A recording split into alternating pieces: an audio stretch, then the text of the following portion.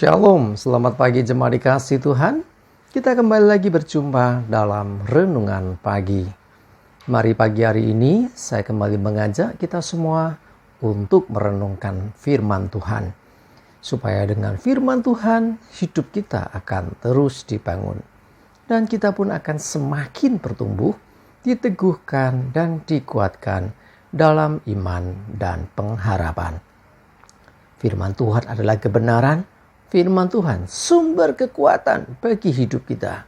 Firman Tuhan pedoman dan penolong bagi kita semua. Dan bahkan firman Tuhan jugalah yang akan senantiasa menuntun kita dan menerangi setiap langkah hidup kita. Mari jemaat dikasih Tuhan, sebelum kita merenungkan firman Tuhan pagi hari ini, kita akan bersama-sama berdoa terlebih dahulu. Bapa di surga, kembali lagi Tuhan pagi hari ini kami datang ke hadirat-Mu. Kami sungguh-sungguh mengucap syukur ya Tuhan atas segala kebaikan-Mu, atas begitu besar kasih setia-Mu, begitu besar rahmat dan anugerah-Mu, segala berkat dan kemurahan-Mu, perlindungan-Mu, penyertaan-Mu, pertolongan-Mu, dan juga bahkan pemeliharaan-Mu ya Tuhan, atas seluruh hidup kami. Terima kasih ya Tuhan. Pagi hari ini kembali lagi kami akan merenungkan firman-Mu. Mari Tuhan singkapkan dan nyatakan kebenaran firman-Mu. Dan Roh Kudus urapi kami semua ya Tuhan, sehingga kami bisa menangkap apa yang menjadi pesan Tuhan.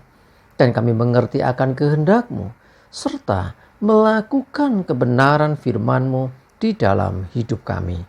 Terima kasih ya Tuhan. Di dalam nama Tuhan Yesus kami bersyukur dan berdoa. Amin. Mari jemaat dikasih Tuhan, sama-sama kita akan buka Alkitab kita. Renungan pagi hari ini saya ambilkan dari Efesus 5 ayat 15 sampai 17. Saya bacakan. Karena itu, perhatikanlah dengan seksama bagaimana kamu hidup. Janganlah seperti orang bebal, tetapi seperti orang arif.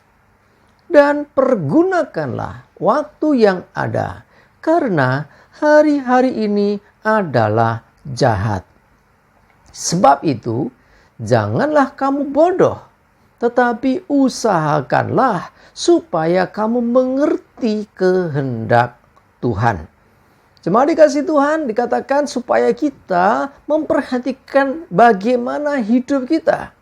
Jadi bukan sibuk memperhatikan orang lain. Ya, seringkali orang lebih gampang memperhatikan orang lain. Ada salah sedikit langsung kita, wah itu orang itu nggak benar. Ada kesalahan orang lain langsung kita tahu. Sementara kadang-kadang kita ini seringkali bahkan tidak menyadari kelemahan dan kekurangan kita sendiri. Hati-hati ya, karena itu Rasul Paulus mengingatkan kepada jemaat di Efesus supaya memperhatikan dengan seksama. Jadi artinya memperhatikan dengan detail, dengan sungguh-sungguh bagaimana kamu hidup. Hiduplah jangan seperti orang bebal, tapi orang yang arif, orang yang bijaksana. Orang yang bijaksana seperti apa? Ya, orang yang bijaksana itu orang yang berhikmat, bisa memanfaatkan, menggunakan waktu dengan bijak. Ya, karena itu dikatakan pergunakanlah waktu yang ada karena hari-hari ini adalah jahat. Jadi jangan sia-siakan waktu, jangan buang-buang waktu. Ya, engkau yang bekerja jangan korupsi waktu. Ya, engkau yang sekolah demikian juga. Ya, gunakan setiap waktu yang ada sebaik-baiknya. Dikatakan ya, supaya kita ini jadi mengerti akan kehendak Tuhan. Ya, jangan bodoh, tapi usahakanlah dirimu mengerti kehendak Tuhan. Artinya orang yang tidak mengerti kehendak Tuhan disebut juga bodoh. Wah, terang-terangan Alkitab katakan. Ya, orang-orang yang tidak mengerti kehendak Tuhan, maunya kehendaknya sendiri, bertindak semaunya sendiri. Waduh, jangan sampai kita disebut bodoh. Karena apa? Ya, kita nggak ngerti apa yang bakal terjadi kok. Kita nggak ngerti akan hari esok kok. Ya, tapi kita hanya mengejar keinginan-keinginan dan kehendak kita sendiri. Ya, orang yang demikian dikatakan dengan tegas bodoh. Tapi sekali lagi, jangan seperti itu. Usahakan dirimu mengerti kehendak Tuhan. Kalau kita mengerti kehendak Tuhan, kita akan menjadi orang yang bijaksana dan tidak menyia-nyiakan setiap waktu dan kesempatan yang Tuhan beri dalam hidup kita. Kita akan memanfaatkan, mempergunakan waktu yang ada dengan bijaksana, dengan arif.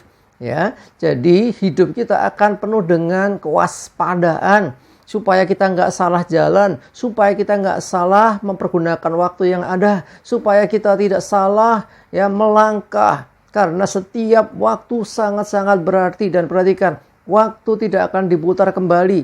Apa yang sudah terlewatkan tidak akan kembali lagi. Karena itu, mari hiduplah dengan bijaksana. Jangan seperti orang bebal. Bebal itu bodohnya bodoh, ya. Luar biasa, itu yang susah untuk mengerti akan kebenaran. Ya, kita jangan seperti orang bebal, tapi jadilah seperti orang arif, orang yang bijaksana, orang yang bisa mempergunakan setiap waktu dan kesempatan yang Tuhan beri dengan sebaik-baiknya. Ya, karena dengan demikian kita akan mengerti dan hidup di dalam kehendak Tuhan. Orang-orang yang hidup dalam kehendak Tuhan, dia akan mempergunakan setiap kesempatan yang Tuhan beri untuk memuliakan Tuhan. Dia akan mempergunakan setiap waktu yang ada untuk melakukan kehendak Tuhan. Dan tidak egois, tidak memikir dirinya sendiri, tidak hanya mengikuti keinginannya sendiri, tetapi berusaha mengejar akan kehendak Tuhan dan melakukan dalam hidupnya. Mari jemaat dikasih Tuhan, perhatikan dengan seksama bagaimana hidupmu sekarang. Apakah engkau sudah seperti orang arif? Ya, apakah engkau masih seperti orang bebal yang tidak bisa dinasihati? Orang bebal itu sulit diarahkan. Orang bebal itu merasa bahwa apa yang dilakukan itu yang paling benar, tidak peduli bahkan terhadap firman Tuhan. Hati-hati, kita jangan sampai jadi demikian. Yuk, pergunakan waktu yang ada. Ya, sebentar lagi kita mau tahun baru, ya. Artinya tahun 2023 akan berlalu. Ya, kita akan masuk 2024. Jangan sampai hal-hal yang sia-sia itu masih kita kerjakan.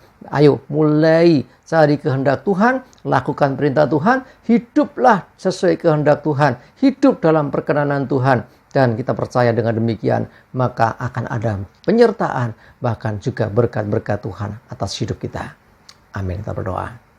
Tuhan, terima kasih kami diingatkan hari ini untuk kami jadi orang yang arif, orang yang bijaksana, bukan seperti orang yang bebal, yang tidak bisa mengerti akan kehendak Tuhan, orang-orang yang hanya melakukan keinginan sendiri, orang-orang yang tidak mengerti kehendak Allah. Tuhan, tolong kami Roh Kudus, supaya kami bijaksana, supaya kami bisa mempergunakan setiap waktu yang ada, supaya kami tidak salah di dalam setiap keputusan, dalam setiap langkah yang kami jalani, supaya hidup kami ada dalam perkenanan Tuhan, dan kami senantiasa melakukan kehendak Tuhan, dan melalui hidup kami nama-Mu dimuliakan. Terima kasih Tuhan, kami menyerahkan juga hari ini hidup kami dalam tuntunan-Mu, jauhkan celaka dan mara bahaya, damai sejahtera dan berkat Tuhan menyertai kami semua. Terima kasih ya Tuhan.